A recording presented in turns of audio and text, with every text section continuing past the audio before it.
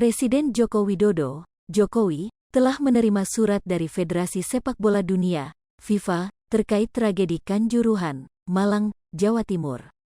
Surat tersebut merupakan tindak lanjut dari komunikasi antara Jokowi dengan Presiden FIFA Gianni Infantino pada Senin tanggal 3 Oktober lalu. Berdasarkan surat tersebut, Presiden menegaskan Indonesia tidak mendapat sanksi FIFA atas tragedi Kanjuruhan. Alhamdulillah sepak bola Indonesia tidak dikenakan sanksi oleh FIFA dan FIFA bersama-sama dengan pemerintah akan membentuk tim transformasi sepak bola Indonesia dan FIFA akan berkantor di Indonesia selama proses-proses tersebut, kata Presiden dalam pernyataan pers pada Jumat malam, tanggal 7 Oktober tahun 2022. Selanjutnya, Kepala Negara memaparkan bahwa akan dilakukan langkah-langkah kolaborasi antara FIFA, Konfederasi Sepak Bola Asia, AFC, dan pemerintah Indonesia untuk membangun standar keamanan stadion di seluruh stadion yang ada di Indonesia.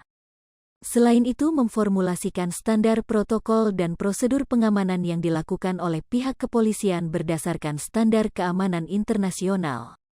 Yang ketiga, kita juga akan bersama-sama melakukan sosialisasi dan diskusi dengan klub-klub bola di Indonesia, termasuk perwakilan supporter untuk mendapatkan saran dan masukan, serta komitmen bersama, katanya. Kolaborasi juga dilakukan dalam pengaturan jadwal pertandingan yang memperhitungkan potensi-potensi resiko yang ada. Terakhir, memberikan pendampingan dari para ahli di bidangnya. Nanti Presiden FIFA akan datang ke Indonesia pada Oktober atau November untuk berdiskusi dengan pemerintah, pungkasnya.